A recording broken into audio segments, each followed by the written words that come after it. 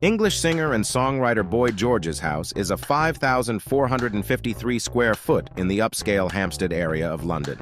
The home, which fuses Gothic and Italianate styles, was built in 1868 for engineer Edward Gatto. The Gothic Grade II listed home boasts 6 bedrooms, 5 bathrooms, ensuite dressing rooms in all but one of the bedrooms, a dramatic central staircase and a triple-height central hall, a tower topped by a meditation room, off-street parking, plus a rear garden and a roof terrace. Boy George's net worth is $50 million. Culture Club had numerous hits in the 1980s, including Karma Chameleon, which was the #1 single in 16 countries.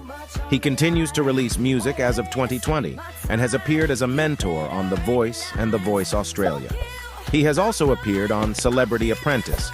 Boy George is gay and has been in relationships with other musicians, including Culture Club drummer John Moss. He has never been married and has no children.